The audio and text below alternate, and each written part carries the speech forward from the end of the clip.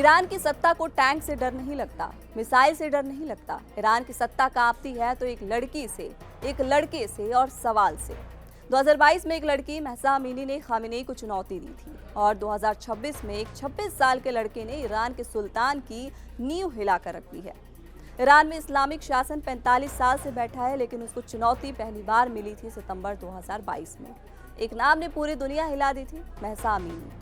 अगर Mahsa Amini Iran में विद्रोह और बगावत की चिंगारी थी, तो अब इरफान सुल्तानी उस आग की लपट है जो सीधे खामेनेई की कुर्सी को जला रही है। ईरान के पास रिवोल्यूशनरी गार्ड जैसी ताकतवर फौज है। 45 साल से एक ही इस्लामिक शासन जड़े जमाए बैठा है, लेकिन उस सत्ता को, उस पूरी व्यवस्था को हिला देता है एक 26 साल का नौजवान। ना उसके हाथ में बंदूक है, ना उसके पीछे कोई विदेशी सेना, ना कोई बड़ी पार्टी, ना कोई तख्ता पलट की योजना। उसके पास है तो बस सवाल पूछने की हिम्मत, आज़ादी की मांग और डर से इनकार।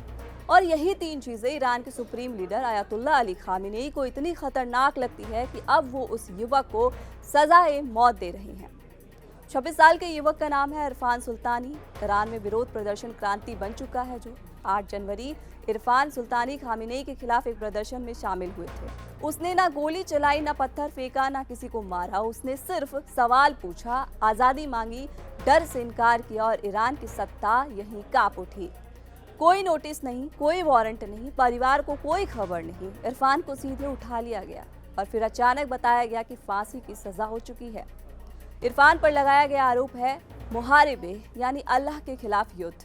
अब सवाल उठता है कि क्या आज़ादी मांगना, क्या प्रदर्शन करना, क्या सत्ता से सवाल पूछना अल्लाह के खिलाफ युद्ध है, या फिर ये सत्ता के खिलाफ सवाल है जिसे धर्म के नाम पर कुचला जा रहा है। खामेनेई इरफान से क्यों डरते हैं?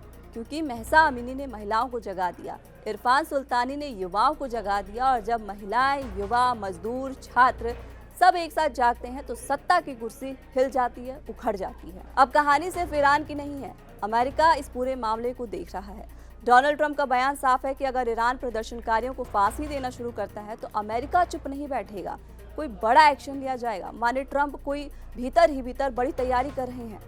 अगर इरफान को फांसी दी जाती है तो ईरान में प्रदर्शन हिंसक हो सकते हैं, अंतर्राष्ट्रीय दबाव बढ़ेगा, अमेरिका को नैरेटिव मिल जाएगा और ट्रंप के एक इशारे पर ईरान में बारूदी संग्राम की आहट हो सकती है।